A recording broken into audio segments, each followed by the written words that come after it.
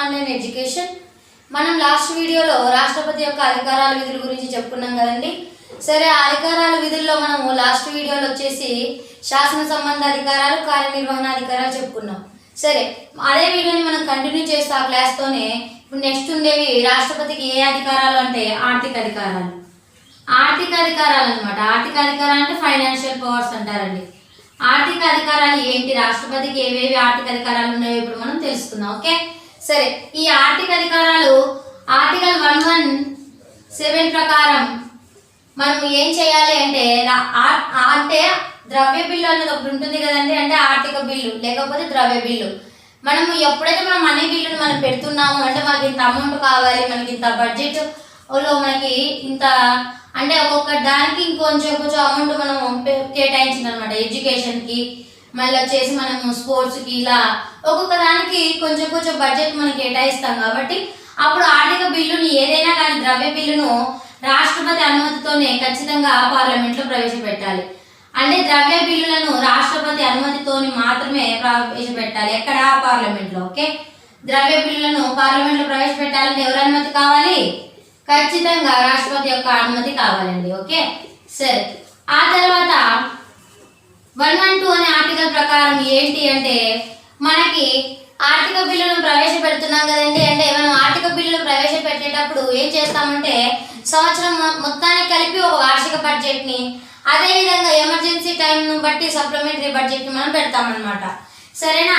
So వార్షిక budget అంటే year మొత్తానికి కలిసి కావాల్సిన బడ్జెట్ అనమాట. అంటే ఈ సంవత్సరం నుంచి ఈ సంవత్సరంకి వార్షిక బడ్జెట్ ప్రవేశపెడుతూ ఉంటారు కదండి, అలా. ఆ తర్వాత వచ్చేసి మనకి సప్లిమెంటరీ బడ్జెట్. ఇప్పుడు అమౌంట్ పెట్టింటాము, మరి తక్కువ వచ్చి ఉంటుంది, దాన్ని బట్టి కూడా మళ్ళీ నెక్స్ట్ మన సప్లిమెంటరీ బడ్జెట్ కూడా ఉంటుందండి. ఓకే, సరే. ఈ సప్లిమెంటరీ బడ్జెట్ ని పెడతారు. ఇలా పెట్టేటప్పుడు కూడా మనం ఎవరి యొక్క అనుమతి తీసుకోవాలి అంటే రాష్ట్రపతి యొక్క అనుమతి తీసుకోవాలి. ఈ వార్షిక బడ్జెట్, ఈ సప్లిమెంటరీ బడ్జెట్, ఈ రెండు కూడా ఎవరి పేరు మీదుగా మనం పార్లమెంట్ లో ప్రవేశపెడతామంటే రాష్ట్రపతి పేరు మీదుగానే ప్రవేశపెట్టాలన్నమాట. ఓకే, ఆ తర్వాత ఇలా బడ్జెట్ ప్రవేశపెట్టిన తర్వాత యాక్చువల్గా అయితే మనం ఖచ్చితంగా ఏ బిల్లు అయినా కానీ ఆర్థిక బిల్లు ఖచ్చితంగా ఎవరి అనుమతితో పార్లమెంట్ లో ప్రవేశపెట్టాలి? ఖచ్చితంగా రాష్ట్రపతి యొక్క అనుమతితోనే ప్రవేశపెట్టాలి. ఆ తర్వాత మనకి 267 ఆర్టికల్ ప్రకారం 267. సో ఈ ఆర్టికల్ అంటేనే మనకు అత్యవసర పరిస్థితి సమయంలో కానీ లేకపోతే ఏదైనా అసాధారణ పరిస్థితులు నెలకొన్నప్పుడు మనకి సడన్ అమౌంట్ అనేది చాలా అవసరం వస్తుంది అనమాట. అలా అవసరం వచ్చేటప్పుడు అమౌంట్ చాలా అవసరం ఉన్నందుకు 267 ఆర్టికల్ ప్రకారం మనకి అత్యవసర నిధి అనమాట. అంటే ఎమర్జెన్సీ ఫండ్ అనేది ఒకటి ఉంటుందండి, అత్యవసర నిధి. అంటే ఈ అత్యవసర నిధి మనకి దీన్ని మనం సంఘటిత నిధి అని చెప్తామండి. సంఘటిత నిధి అని చెప్తాం. ఇది వచ్చేసి రాష్ట్రపతి యొక్క ఆధీనంలోనే ఉంటుందండి. అంటే ఇప్పుడు మనకి ఉన్నట్టుండి మన రాష్ట్రంలో మనకి కరువులు వస్తుంటాయి. యాక్చువల్గా ఎక్కువ మన రాష్ట్రానికి ఎక్కువ వరదలు వస్తుంటాయండి. అందులో ముఖ్యంగా మన కర్నూలు జిల్లాలో అయితే ఇంకా భారీగా వరదలు వస్తూ ఉంటాయి. సో ఈ వరదలు వచ్చినప్పుడు సడన్ గా అమౌంట్ మనకి ఇంత మొత్తం కావాలి. అప్పుడు ఏం చేస్తాము, అమౌంట్ కావాలంటే స్పాట్ లో మనం అమౌంట్ తీసుకుంటాం. ఆ తీసుకున్న తర్వాత ఇప్పుడు ఆ టైంలో మనం పార్లమెంట్ లో మెంబర్స్ ని పెట్టి వాళ్ళని ఓకే చేయించి వాళ్ళందరినీ బిల్లుకు వాళ్ళ చట్టానికి ఆమోదం అన్ని తెలిపి అంత ప్రాసెస్ జరిగే సమయానికి మనకి టైం వేస్ట్ అవుతుంది. కాబట్టి అక్కడ పరిస్థితులు చాలా చేజారిపోయేలా ఉండొచ్చు. కాబట్టి అలాంటి పరిస్థితుల కోసం ముందుగానే కొంత బడ్జెట్ ని తీసుకొని ఆ బడ్జెట్ యొక్క ఖర్చులు ఏమేమి జరిగాయో కూడా మొత్తం కూడా మనం రాసి పెట్టేస్తారనమాట ముందు జాగ్రత్తగా. అంటే ఆ బడ్జెట్ ని కూడా మనం సప్లిమెంటరీ బడ్జెట్ అంటాం వీటిని. సో ఈ బడ్జెట్ ని మనము రాష్ట్రపతి తర్వాత ఆలోచించి ఆ తర్వాత ఈ బడ్జెట్ ని పెట్టి మళ్ళీ ఆమోదించేలా చేస్తారు పార్లమెంట్ లో. ఓకే, సరే. ఆ తర్వాత మనకు వచ్చేసి 112 అనే ఆర్టికల్ అండి. ఈ 112 అనే ఆర్టికల్ ఏంటి అంటే వార్షిక బడ్జెట్లకు సంబంధించింది అండి. అంటే ఖచ్చితంగా బడ్జెట్ మనం ప్రవేశపెట్టేటప్పుడు ఎవరు అనుమతి ఉండాలని చెప్పాము? రాష్ట్రపతి యొక్క అనుమతి ఉండాలన్నాం. ఈ బడ్జెట్ ని అసలు మనం బడ్జెట్ ని ప్రవేశపెట్టేది ఎప్పుడో ఒకసారి, అంటే ఇయర్లీ వన్స్ ప్రవేశపెడతాం. సో వార్షిక బడ్జెట్ ఇప్పుడు మనకు తెలుసు కదండి. ఆర్థిక సంవత్సరం ఎప్పుడు మొదలవుతుంది మన దేశంలో అయితే ఏప్రిల్ 1 నుంచి ఆ తర్వాత మనకి మార్చి 31 వరకు మొదలవుతుందండి.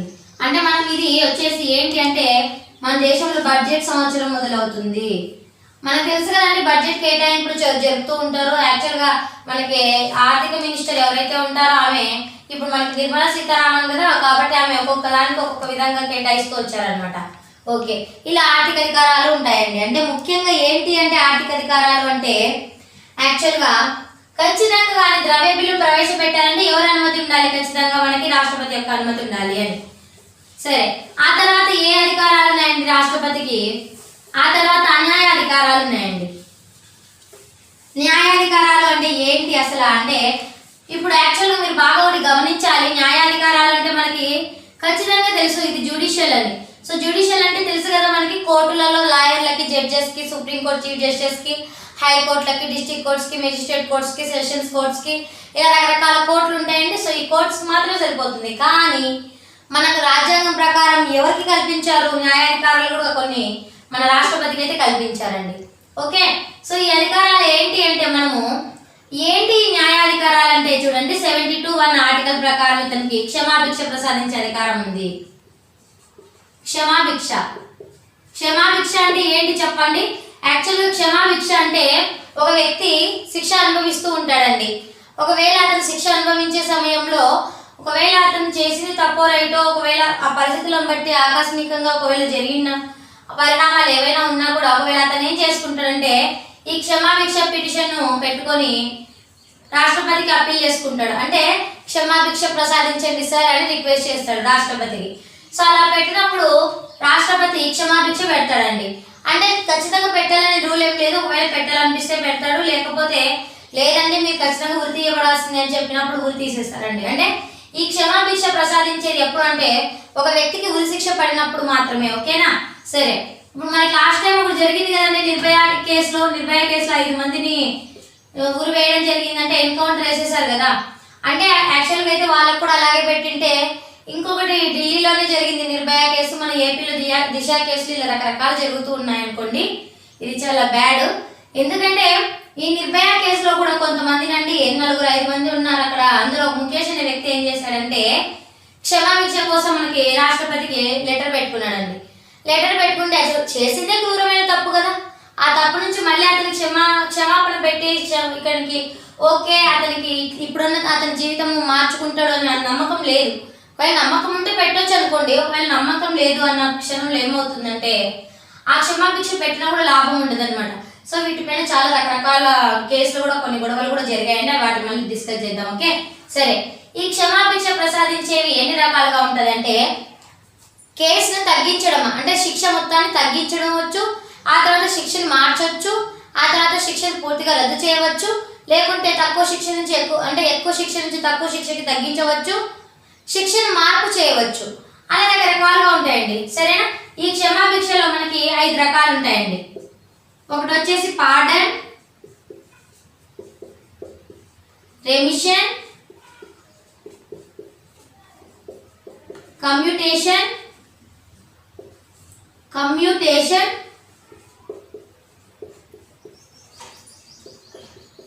respite, reprieve. ఏంటండి? Pardon, remission, commutation, respite, reprieve. ఓకేనండి. పార్డన్ అంటే ఏంటి అంటే మన పొలిటికల్ లాంగ్వేజ్ లో పార్డన్ అంటే రాష్ట్రపతి క్షమాభిక్ష పెట్టినప్పుడు ఆ శిక్షను పూర్తిగా రద్దు చేయటం. ఓకే, ఆ తర్వాత రెమిషన్ అంటే ఏంటి అంటే అండి ఇక్కడ శిక్షని తగ్గించడం. రెమిషన్ చేయడం అంటే శిక్షను తగ్గించడం, అంటే ఎక్కువ శిక్ష ఉన్నదని చిన్న శిక్షకి తగ్గించడం అనమాట. ఆ తర్వాత కమ్యూటేషన్, ఇక్కడ ఇంకా ఉరి శిక్ష ఉంది కదండి. సరే, ఆ ఉరి శిక్ష వద్దు, యావజ్జీవ కారాగార శిక్ష విధించవచ్చు, లేకపోతే ఇంకా అంతకంటే ఎక్కువ క్రిటికల్ గా ఉండే శిక్షలు విధించవచ్చు. అంటే ఉరి శిక్ష నుంచి క్షమాభిక్ష ప్రసాదించి అంటే అతను చావు నుంచి రక్షించి ఏదో ఒక శిక్ష అయితే వేసి జైలులో పెట్టేస్తారనమాట. ఓకే, కమ్యూటేషన్ అంటే శిక్షను ఏం చేస్తారు ఇక్కడ చేంజ్ చేస్తారు, మార్పు. రెస్పైట్ అంటే ఏంటి అంటే యాక్చువల్ గా శిక్షని వాయిదా వేయటం అండి, వాయిదా వేయటం. ఆ తర్వాత రిప్రైవ్ వచ్చేసి ఏంటి అంటే శిక్షని మార్పు చేయడం చెప్పాం కదండి. అంటే ఈ శిక్షను మొత్తంగా మనము ఏం చేయవచ్చు అంటే ఇక్కడ మనం రద్దు చేస్తున్నాము, తగ్గించవచ్చు, శిక్షను మార్పు చేయొచ్చు, వాయిదా వేయచ్చు, శిక్షని తక్కువ శిక్ష నుంచి పెద్ద శిక్షకి తగ్గించడం కూడా జరుగుతుందండి. సరే, ఈ విధంగానే మనకి ఇలా pardon, remission, commutation, respite, reprieve అనేటి రకరకాల క్షమాభిక్ష అధికారాలు మన రాష్ట్రపతికి ఉన్నాయండి. సరే, ఈ రాష్ట్రపతికి ఉన్నటువంటి క్షమాభిక్ష అధికారాలలో మనకు చాలా ముఖ్యమైనది ఏంటి అంటే ప్రత్యేక పరిస్థితులలో మాత్రం ఇక్కడ తగ్గిస్తారండి. అంటే ఫర్ ఎగ్జాంపుల్ ఇక్కడ ఒక చిన్న ఎగ్జాంపుల్ చెప్తానండి. ఇప్పుడు ప్రత్యేక పరిస్థితులలో ఇక్కడ తగ్గించవచ్చు రిప్రైవ్ అంటే. ఎందుకోసం అంటే ఫర్ ఎగ్జాంపుల్ ఒక ఆమె గర్భవతి అండి, ఆమె తప్పు చేసింది, ఆమె ఒక వ్యక్తిని చంపింది, కానీ శిక్ష వేయాలి, ఉరి శిక్ష. కానీ ఇప్పుడు ఆమె చేసింది తప్పైంది, తన కడుపులో ఉన్న బేబీ తప్పు చేసింది ఉన్న ఉద్దేశంతో అక్కడ ఏం చేస్తారండి అంటే గర్భవతులకి ఉరి శిక్ష నుంచి ప్రత్యేకంగా తగ్గించవచ్చండి. అంటే మళ్ళీ తర్వాత డెలివరీ అయిన తర్వాత అది నెక్స్ట్ విషయము అన్న ఆ పరిస్థితులను బట్టి మార్చుకోవడం జరుగుతుందండి. ఓకే, సరే, ఇలా జరుగుతూ ఉంటాయండి. ఇంకోటి, ఉరి శిక్ష వేసేటప్పుడు ఒక వ్యక్తికి ఏదైనా బ్లేడ్తో కోసుకున్నా కానీ లేకుంటే ఎక్కడైనా బ్లడ్ వచ్చేలా ఇలా చేసుకున్నా కానీ అతను శిక్షించుకుంటే ఆ క్షణంలో అతనికి ఉరి వేయకూడదండి. అంటే అతను ఆరోగ్యంగా ఉన్నప్పుడు మాత్రమే ఉరి వేయాలండి. ఎందుకోసం ఉరి వేస్తారంటే అది చంపాలనే ఉద్దేశం కాదు, కానీ వాళ్ళలో మార్పు రాని సమయంలోనే కదండి ఇలాంటివన్నీ చేసేది. సో ఇలా రాష్ట్రపతికి ఉరి శిక్ష వేసే అధికారం నుంచి క్షమాభిక్ష ప్రసాదించే అధికారం కూడా ఉందండి. సరే, ఇప్పుడు ఈ క్షమాభిక్షల గురించి మనం కొన్ని విషయాలు మాట్లాడుకోవాలండి. ఏంటి అంటే మనం ఆంధ్రప్రదేశ్లో గౌరీ వెంకటరెడ్డి అనేసి ఒక వ్యక్తి ఉండేవాడండి. అప్పట్లో మనకి ఎమ్మెల్యే అండి. సో ఆ వ్యక్తి పైన మనకి యాక్చువల్గా అప్పట్లో మనకు వచ్చేసి సుశీల్ కుమార్ షిండే అనేసి ఒక వ్యక్తి గవర్నర్గా ఉండేవాడండి. సో గౌరీ వెంకటరెడ్డి పైన అతను చేసే తప్పుకి గవర్నర్ కూడా క్షమాభిక్ష ప్రసాదించే అధికారం ఉందండి. రాష్ట్రపతికి ఎలాగైతే ఉంటుందో రాష్ట్రంలో మనకి గవర్నర్ కూడా అలాగే ఉంటుంది. అయితే అక్కడ ఏం జరిగిందంటే సుశీల్ కుమార్ షిండే అనే ఆయన గవర్నర్గా ఉన్నప్పుడు గౌరీ వెంకటరెడ్డికి శిక్షని ఏం చేశాడు, ఆయన క్షమాభిక్ష ప్రసాదించడం జరిగిందండి. సరే, ఈ క్షమాభిక్ష ప్రసాదించడానికి కూడా ఒక కేసు వేయడం జరిగిందండి. ఎందుకోసం అంటే యాక్చువల్గా క్షమాభిక్ష ప్రసాదించడం అనేది వాళ్ళ చేతిలోనే ఉంటుందండి. కానీ అతను ఒకవేళ నిజంగానే అంటే క్షమాభిక్ష ప్రసాదించడం కూడా ఇతను యాక్చువల్గా ఉరి శిక్షకు తగిన వ్యక్తి అయి ఉండొచ్చు. అలాంటప్పుడు అతనికి ఉరి శిక్ష వేయకుండా డైరెక్ట్ క్షమాభిక్ష ప్రసాదించడం అన్నది అక్కడ దురుద్దేశంతో కూడా ఉంటుందండి. అంటే యాక్చువల్గా మనం మానవులం కదండి, దేవుళ్ళం అయితే కాదు. కాబట్టి ఎంత రాష్ట్రపతి అయినా ఎవరైనా కూడా ఒకనొక టైంలో ఏమవుతుంది అంటే ఆ వ్యక్తి పైన మనము ఆ పరిస్థితులకు అనుగుణంగా బిహేవ్ చేయడం జరుగుతుంది అనమాట. సో రాష్ట్రపతి విధించే క్షమాభిక్ష అధికారం కూడా ఒక్కొక్కసారి అన్యాయానికి గురి కావచ్చు అనే ఉద్దేశంతో కొన్ని కేసులు జరిగినాయండి. ఆ తర్వాత ఇంకోటి, సుప్రీంకోర్టు కూడా ఒక నోటీస్ వెళ్ళిందండి ఈ క్షమాభిక్ష అధికారాల పైన. ఎందుకోసం అంటే యాక్చువల్గా అప్పుడు మనకి ప్రతిభా పాటిల్ అనే ఆమె మనకి ప్రెసిడెంట్ ఆఫ్ ఇండియా ఉండే కదండి, అంటే మొట్టమొదటి లేడీ ప్రెసిడెంట్ అండి ఆమె. సో ప్రతిభా పాటిల్ కూడా ఏం చేసిందంటే 25 మెంబర్స్ ఉంటే అందులో 15 మంది యాక్చువల్గా ఉరి శిక్షల నుంచి వాళ్ళకి క్షమాభిక్ష ప్రసాదించడం జరిగిందండి. సో ఇలా క్షమాభిక్ష ప్రసాదించినప్పుడు యాక్చువల్గా అక్కడ మ్యాక్సిమం ఒక 5 మంది ఎలాంటి వ్యక్తులు ఉన్నారంటే క్రూరాతి క్రూరంగా ఆడవాళ్ళని వేధించే వాళ్ళే అనమాట. సో అలాంటి వాళ్ళని క్షమాభిక్ష ప్రసాదించడం అన్నది చాలా తప్పు అన్న ఉద్దేశంతో చాలా సుప్రీంకోర్టు నోటీసులు చాలా వచ్చాయండి. సో ఇలా రకరకాలుగా న్యాయాధికారాలకు సంబంధించి మన రాష్ట్రపతికి ఉందండి. అండ్ ఇంకొకటి, క్షమాభిక్ష రద్దు జరిగే సమయంలో యాక్చువల్గా ఇప్పుడు ఒకవేళ అతను క్షమాభిక్ష రద్దు చేయాలనుకుంటున్నాడు, క్షమాభిక్షకి పిటిషన్ పెట్టుకున్న తర్వాత రాష్ట్రపతి ఏం చేస్తాడు, ఆ క్షమాభిక్షను రద్దు చేయవచ్చు. సో రద్దు చేస్తున్నాడు అంటే అర్థం ఏంటి, రద్దు చేస్తున్నాడు అంటే ఇంకా నువ్వు ఖచ్చితంగా నీకు శిక్ష పడుతుంది, అంటే నీకు ఉరి వేయడం ఖాయం అని చెప్పడం. సరే, ఈ క్షమాభిక్ష రద్దు కూడా ఒక కేసు అనేది మనకి, అంటే మనం ఎన్ని రోజులు క్షమాభిక్షకి రద్దు కోసం వెయిట్ చేయాలి అంటే యాక్చువల్గా ఇప్పుడు క్షమాభిక్ష రద్దు అని చెప్తే అప్పుడు 14 రోజుల తర్వాత అతన్ని ఖచ్చితంగా ఉరి తీయాల్సిందే. అంటే ఖచ్చితంగా 14 రోజుల తర్వాత మనం ఉరి తీసివేయాలండి అతనికి. క్షమాభిక్ష పిటిషన్ పెట్టుకున్నాడండి. ఫర్ ఎగ్జాంపుల్ నిర్భయ కేసు ఢిల్లీలో జరిగింది. ఆ ఢిల్లీలో ముఖేష్ అనే క్యాండిడేట్ ఏం పెట్టుకున్నాడండి, మనకి యాక్చువల్గా ఇందులో 4 ఉంటే ఇందులో ఒక వ్యక్తి వచ్చేసి మనకి రాష్ట్రపతికి క్షమాభిక్ష అధికారానికి పిటిషన్ పెట్టుకున్నాడు. ఇతను ఏం చేశాడు, ఈ పిటిషన్ ని తిరస్కరించడం వల్ల తర్వాత 14 రోజులకి ఇతను ఏం చేశారు, ఊరి వేయడం జరిగింది. సో అంటే 14 రోజుల సమయం అండి. ఖచ్చితంగా అడగొచ్చు బిట్, క్షమాభిక్ష రద్దు అయితే అతనికి ఉరి తీసే కాలం ఎన్ని సంవత్సరాలు, ఎన్ని నెలలు, ఎన్ని రోజులు, లేకపోతే ఎంత సమయం అని అడిగితే మనం కరెక్ట్గా పెట్టాలంటే 14 రోజులు అండి. ఓకే, సరే.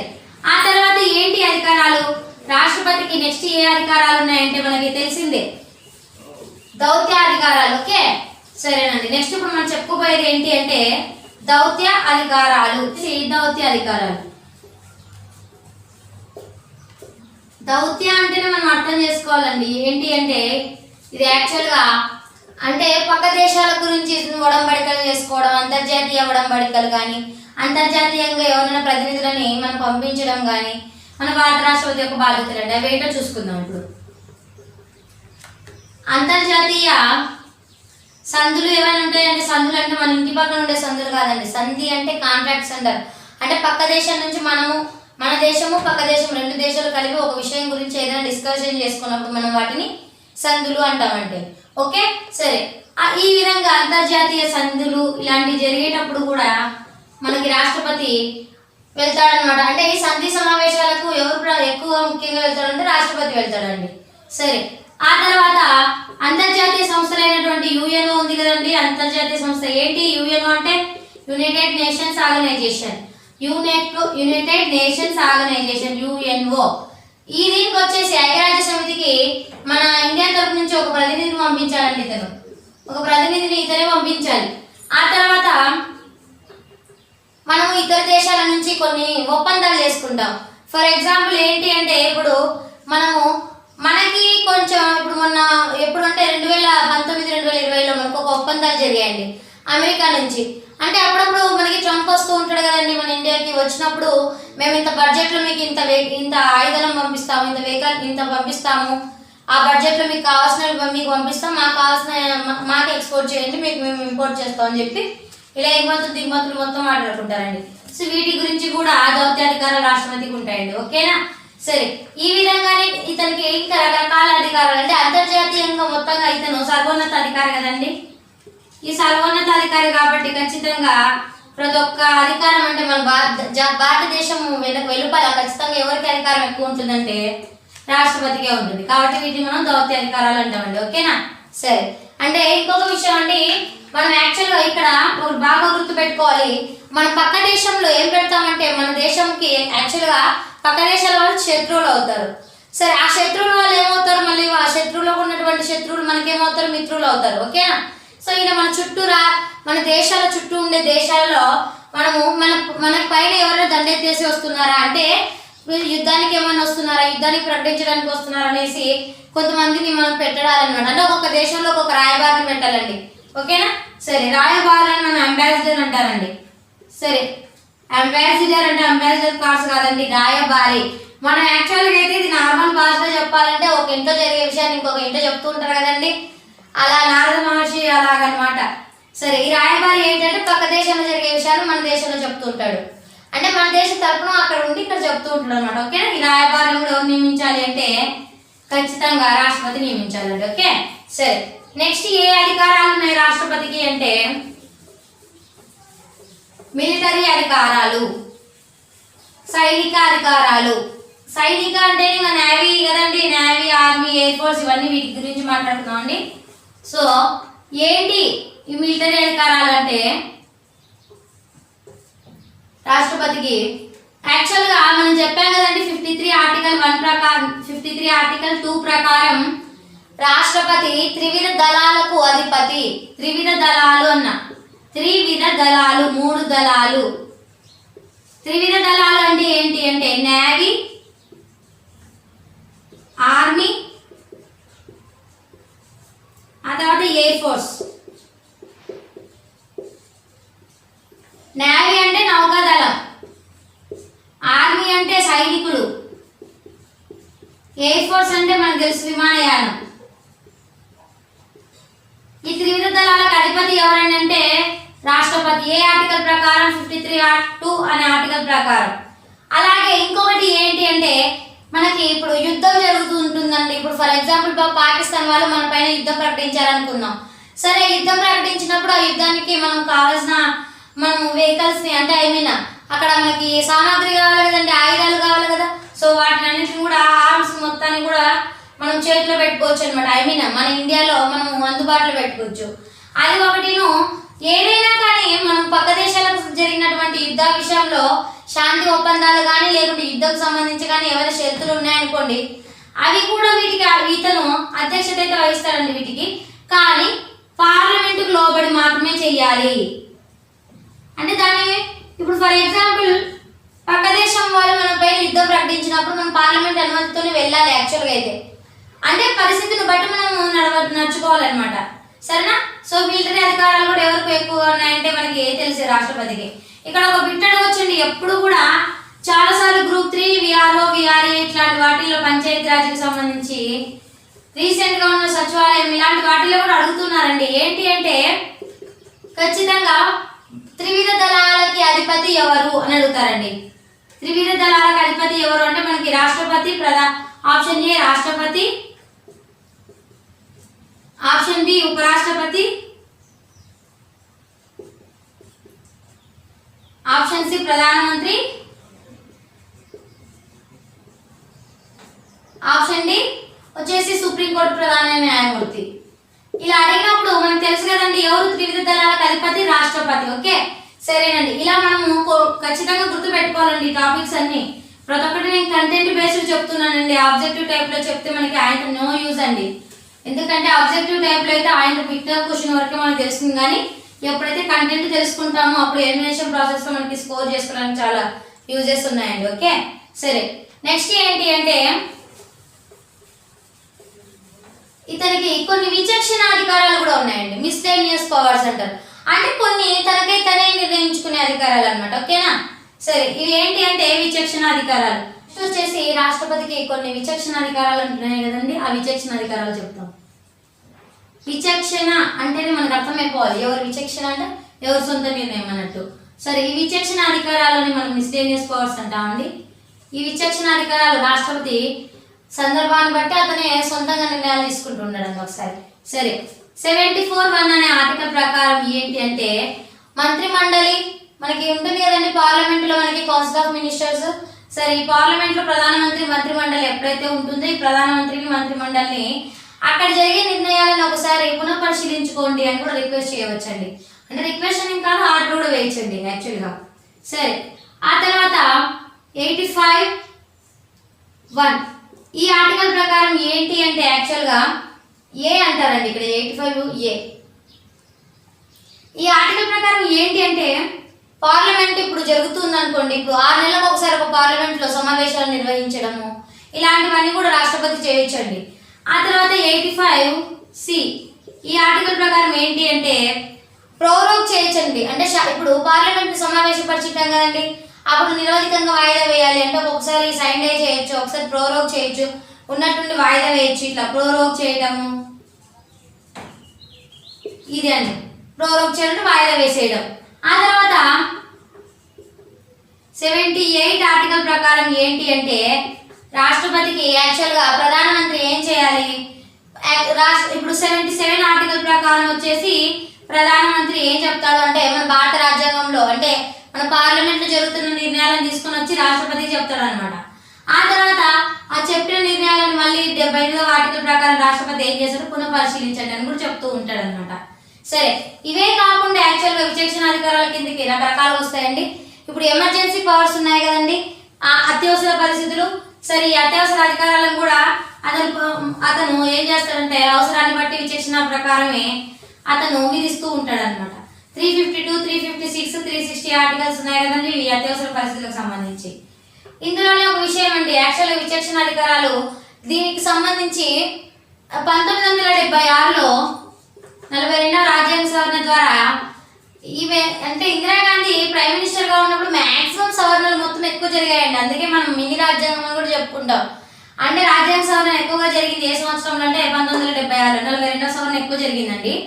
ఇందులో మనకి ఇందిరాగాంధీ ప్రైమ్ మినిస్టర్ ఉన్నప్పుడు ఏం చెప్పిందంటే రాష్ట్రపతి కౌన్సిల్ ఆఫ్ మినిస్టర్స్ ఏం చెప్తే ఆ మాట వినాలి, కౌన్సిల్ ఆఫ్ మినిస్టర్స్ చెప్పిన సలహాలు ఫాలో కావాలి అని చెప్పారండి. ఆ తర్వాత ఫాలో కావాలని చెప్పారు. ఆ తర్వాత మరి ఏం చేశారంటే 1978లో 44వ సవరణ ద్వారా ఏం జరిగిందండి అంటే అవసరం లేదండి, అంటే ఇక్కడ వచ్చేసి మొరార్జీ దేశాయ్ గవర్నమెంట్ వచ్చిందండి. అప్పుడు ఈ మొరార్జీ దేశాయ్ ప్రైమ్ మినిస్టర్ గా ఉన్నప్పుడు ఏం చెప్పారంటే రాష్ట్రపతి ఒకసారి పంపించినప్పుడు అతను ఆమోద ముద్ర వేయకపోతే రెండోసారి పునఃపరిశీలనకు పంపిస్తాడు, ఆ తర్వాత పంపించిన బిల్లును ఖచ్చితంగా ఆమోదించాలి అని చెప్తారనమాట. అంటే ఇక్కడ పునఃపరిశీలన కూడా అవకాశం లేదండి, కానీ ఆ తర్వాత 44వ రాజ్యాంగం తర్వాత పునఃపరిశీలనకి ఛాన్స్ వచ్చింది అనమాట. ఓకేనా, సరేనండి. ఇవి అన్ని రాష్ట్రపతి యొక్క అధికారాలండి. ఇంకా చాలా ఉన్నాయి. అప్పుడప్పుడు అంటే కొన్ని అవసరాన్ని బట్టి అతను బిహేవ్ చేస్తూ ఉంటాడు అనమాట. ఓకేనా, సరే. ఇప్పుడు మనం వచ్చేసి ఇప్పుడు రాష్ట్రపతి యొక్క అధికారాలు అవన్నీ చెప్పుకున్నాం కదండి, విధులన్నీ. ఆ తర్వాత మనకి రాష్ట్రపతులు ఇప్పుడు మనకి ఎంతమంది ఉన్నారో ఫస్ట్ నుంచి మనకున్న రాష్ట్రపతుల లిస్టు కూడా ఒక్కసారి మనం చెప్పుకుందామండి. చాలా ఇంపార్టెంట్ అండి. ఎందుకంటే రాష్ట్రపతులు మనకి ఎంతమంది ఉన్నారు, వాళ్ళలో మొదటి వ్యక్తి ఎవరు, అందులో తాత్కాలికంగా వచ్చిన వ్యక్తులు ఎవరైనా ఉన్నారని ఇలాంటి బిట్స్ అడిగే ఛాన్స్ ఉందండి. ఇప్పుడు రాష్ట్రపతులకు సంబంధించి ముఖ్యమైన అంశాలు ఇప్పుడు కొన్ని చెప్పుకుందామండి. వీటిల్లో కొంచెం మనకి చాలా ముఖ్యంగా బిట్స్ వచ్చే ఛాన్సెస్ చాలా ఉన్నాయండి. చూడండి, మొదటి రాష్ట్రపతి బాబు రాజేంద్ర ప్రసాద్.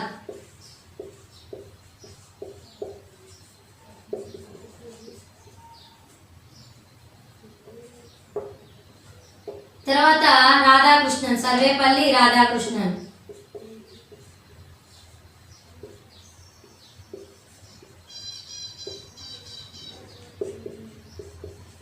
ఆ తర్వాత జాకీర్ హుసేన్.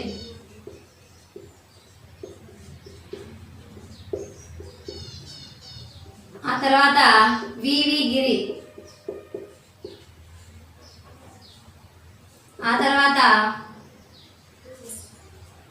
ఫక్రుద్దీన్ అలీ అహ్మద్.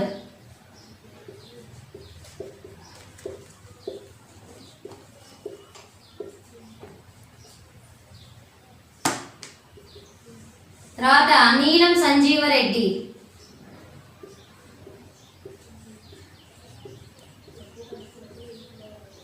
ఓకే, ఇంకా ఉన్నారండి చాలా మంది, తర్వాత చెప్పుకుంటూ వచ్చేద్దాం.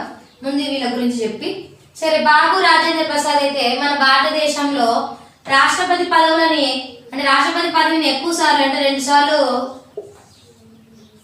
రాష్ట్రపతిగా ఉన్నాడండి, అంటే 2 పర్యాయాలు ఉన్నాడు. సర్వేపల్లి రాధాకృష్ణన్ వచ్చేసి మొదటి ఉపరాష్ట్రపతి, ఆ తర్వాత 2వ రాష్ట్రపతి అండి.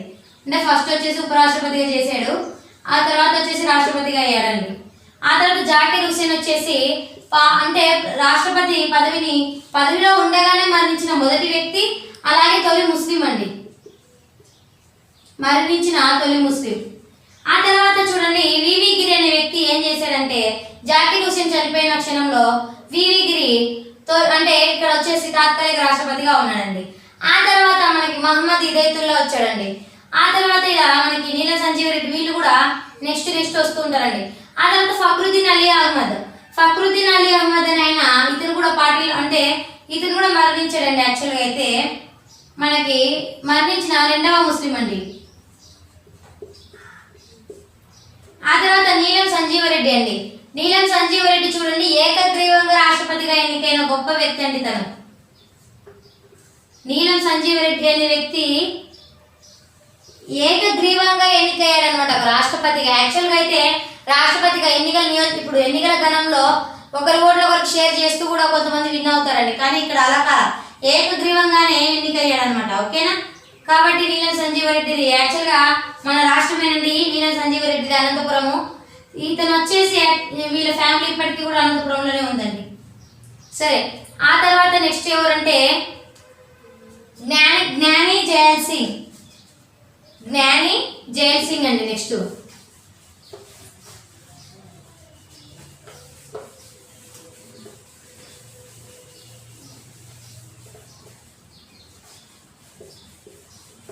ఇవి ఇంపార్టెంట్ అండి, రాసుకోండి. జ్ఞాని జైల్ సింగ్.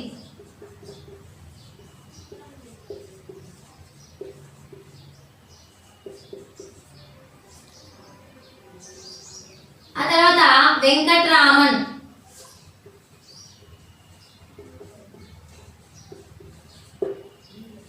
శంకర్ దయాల్ శర్మ.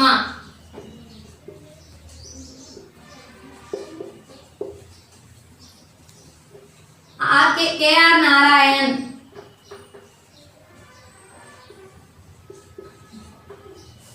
ఆ తర్వాత ఏపీజే అబ్దుల్ కలాం. ఆ తర్వాత ప్రతిభా పాటిల్.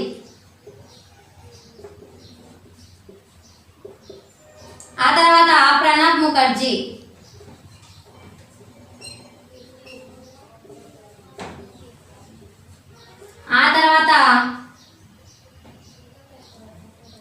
ఇప్పుడున్నటువంటి రాష్ట్రపతి ఎవరండి? రామ్నాథ్ కోవింద్.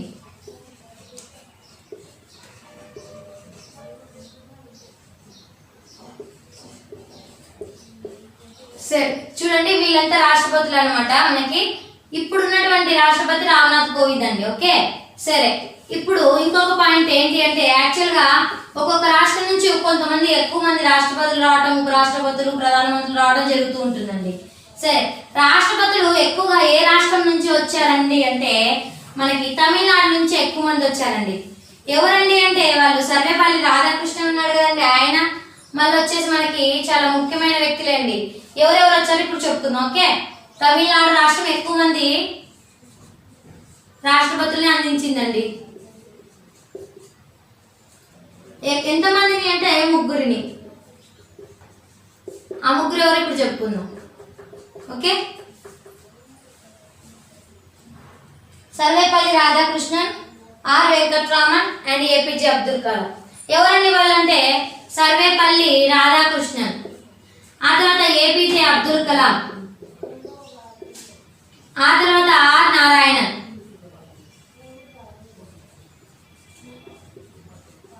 వీళ్ళు ముగ్గురు వచ్చేసి తమిళనాడు నుంచి. అంటే ఎక్కువ మంది రాష్ట్రపతులు ఏ రాష్ట్రంలో నుంచి వచ్చారని అడిగితే తమిళనాడు అని పెడతామండి.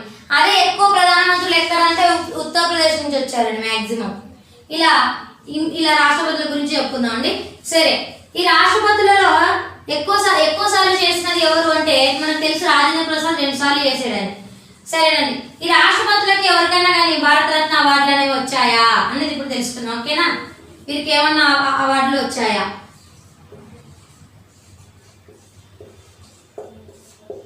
ఓకే, కొంతమంది రాష్ట్రపతులకి భారతరత్న అవార్డులు కూడా వచ్చాయండి. వాళ్ళకి ఎవరెవరికి వచ్చాయి చూద్దాం.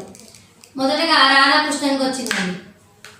ఈ రాధాకృష్ణన్కి వచ్చినప్పుడు సర్వేపల్లి రాధాకృష్ణన్కి వచ్చింది 1954లో. అంటే భారతరత్న అవార్డు ప్రారంభమైనదే 1954 సంవత్సరంలో అండి. సరే, 1954 సంవత్సరంలో రాధాకృష్ణన్కి, సర్వేపల్లి రాధాకృష్ణన్కి అవార్డు వచ్చింది. ఆ తర్వాత బాబు రాజేంద్ర ప్రసాద్ ఉన్నాడు కదండి, బాబు రాజేంద్ర ప్రసాద్కి కూడా 1962లో అవార్డులు వచ్చినాయండి. ఆ తర్వాత మనకి నెక్స్ట్ వచ్చేసి జాకిర్ హుసేన్కి అండి.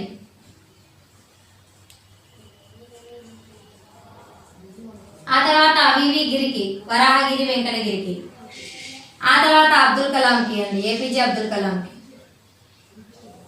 ఓకే సరే, ఇప్పుడు వీళ్ళకి కూడా ఏ సంవత్సరం జాకిర్ హుసేన్ అంటే మనం చెప్పుకున్నాం కదండి, మనం భారత రాష్ట్రపతి పదవిలో ఉంటూ మరణించిన మొదటి ముస్లిం అని చెప్పాం కదండి. సరే, అతనికి ఏ సంవత్సరంలో అవార్డు వచ్చిందండి అంటే 1963లో వచ్చిందండి. ఆ తర్వాత వివి గిరికి వచ్చేసి 1967లో వచ్చిందండి. ఆ తర్వాత అబ్దుల్ కలాంకి 1997లో వచ్చిందండి. ఓకేనా, సరే నోట్ చేసుకుంటూ ఉండండి, ఖచ్చితంగా చాలా చాలా ఇంపార్టెంట్ అండి. వివి గిరికి వచ్చేసి 1975లో వచ్చిందండి. 1975 అంటే మనకి ఎవరు గుర్తొస్తారని మ్యాక్సిమం మనకి అత్యవసర పరిస్థితి విధించారు ఆ సమయంలో. మనకి ఇందిరాగాంధీ గారి మెయిన్ అండి ఆ సంవత్సరంలో. సరే, ఇప్పుడు ఇంకొకటి ఏంటి అంటే చూడండి, భారత రాష్ట్రపతులు ఉన్నారు కదా, వీళ్ళు ఒక్కొక్కరికి ఒక స్పెషలైజేషన్లు ఉన్నాయి కదా, చెప్తాం. అంటే ఉపరాష్ట్రపతిగా పనిచేసి కూడా మనకి రాష్ట్రపతులు కొంతమంది అయ్యారండి. అంటే ఉపరాష్ట్రపతులుగా పనిచేసిన వ్యక్తులు ఎవరండి అంటే మనకు తెలుసు, సర్వేపల్లి రాధాకృష్ణన్ వీళ్ళు. ఆ తర్వాత రాష్ట్రపతిగా అంటే ఉపరాష్ట్రపతిగా చేస్తూ అలాగే రాష్ట్రపతులు అయిన వాళ్ళు ఉన్నారు, ముఖ్యమంత్రిగా చేస్తూ రాష్ట్రపతులు అయిన వాళ్ళు ఉన్నారు, గవర్నర్లుగా చేస్తూ కూడా రాష్ట్రపతులు అయిన వాళ్ళు ఉన్నారండి. సరే, మనం ముందుగా ఎవరి గురించి చెప్పుకుందాం అంటే ఇప్పుడు ముఖ్యమంత్రులుగా పనిచేసి కూడా రాష్ట్రపతులు అయిన వాళ్ళ గురించి చెప్పుకుందాం అండి. ఓకేనా, సరే మనం ముఖ్యమంత్రులుగా పనిచేసిన వాళ్ళు ఉన్నారండి, ఆ తర్వాత రాష్ట్రపతులు అయ్యారు. మొట్టమొదటిసారిగా నీల సంజీవారెడ్డి అండి. ఇతను వచ్చేసి ఆంధ్రప్రదేశ్ నుంచి అండి, ముఖ్యమంత్రిగా చేశాడు, మళ్ళీ రాష్ట్రపతి అయ్యాడు. ఆ తర్వాత జ్ఞాని జైల్ సింగ్ అండి. ఇతను కూడా ఒక ముఖ్యమంత్రిగా ఉంటే కూడా తర్వాత ఏమయ్యాడు అంటే రాష్ట్రపతి అయ్యాడండి. సరే, ఇతనే కాకుండా ఇంకెవరైనా ఉన్నారా అంటే ఉన్నారండి. జ్ఞాని జైల్ సింగ్ వచ్చేసి పంజాబ్ అయితే, శంకర్ దయాళ్ శర్మ అనే వ్యక్తి వచ్చేసి జ్ఞాని జైల్ సింగ్ అంటే పంజాబ్ నుండి, పంజాబ్లో ముఖ్యమంత్రిగా చేసి రాష్ట్రపతిగా అయ్యాడండి. ఆ తర్వాత శంకర్ దయాళ్ శర్మ ఇతను వచ్చేసి మధ్యప్రదేశ్కి సీఎంగా ఉంటూ రాష్ట్రపతి అయ్యాడండి. ఓకేనా,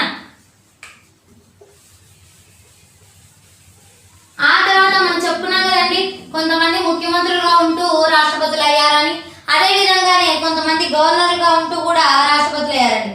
శంకర్ దయాళ్ శర్మ అలాగే ప్రతిభా పాటిల్ అండి. ఎవరండి అంటే శంకర్ దయాళ్ శర్మ. శంకర్ దయాళ్ శర్మ ఇతను వచ్చేసి మన ఆంధ్రప్రదేశ్కి, మధ్యప్రదేశ్కి, ఇక్కడ చెప్పాను మధ్యప్రదేశ్కి ముఖ్యమంత్రిగా చేశాడు. అలాగే శంకర్ దయాళ్ శర్మ వచ్చేసి రాష్ట్రపతిగా, అంటే శంకర్ దయాళ్ శర్మ ఆంధ్రప్రదేశ్ గవర్నర్గా కూడా చేశాడండి. ఓకేనా. అలాగే ప్రతిభా పాటిల్ కూడా, ఈమె కూడా వచ్చేసి యాక్చువల్గా గవర్నర్గా ఉంటూనే రాష్ట్రపతిగా కూడా అయ్యిందండి. ఓకేనా. సరే,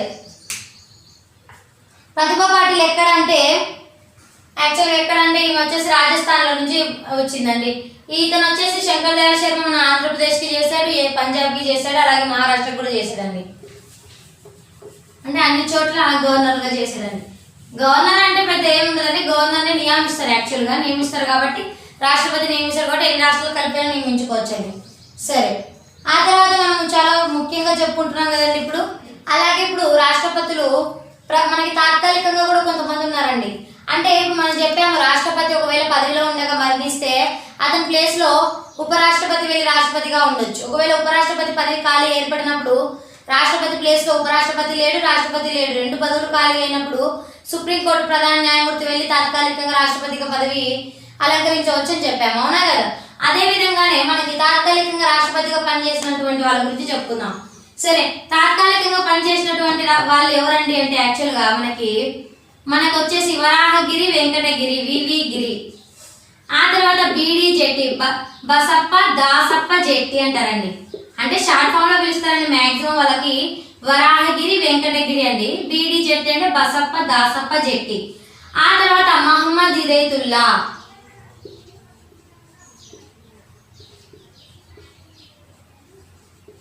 చూడండి, వివి గిరి వచ్చేసి ఒకసారి తాత్కాలిక ప్రధానమంత్రిగా అంటే తాత్కాలిక రాష్ట్రపతిగా ఉన్నాడండి. ఆ తర్వాత బీడి జెట్టి కూడా ఒకసారి తాత్కాలిక రాష్ట్రపతిగా ఉన్నాడు. ఆ తర్వాత మహమ్మద్ హిదయతుల్లా మాత్రం 2 సార్లు రాష్ట్రపతిగా ఉన్నాడండి తాత్కాలికంగా. ఇక్కడ ఒక బిట్ పడే ఛాన్స్ ఉందండి, ఒక్కసారి ఏంటి ఆ బిట్ అనేది రాసుకోండి. తాత్కాలిక రాష్ట్రపతిగా పనిచేసిన ఈ బిట్ ఎప్పుడు అడిగారంటేనండి 2019లో సచివాలయం ఎగ్జామ్స్ జరిగాయి కదండి. అప్పుడు ఫస్ట్ టైం సచివాలయం ఎగ్జామ్స్ జరిగినప్పుడు అడిగారండి. తాత్కాలిక రాష్ట్రపతిగా పనిచేసిన సుప్రీంకోర్టు ప్రధాన న్యాయమూర్తి అని అడుగుతారండి.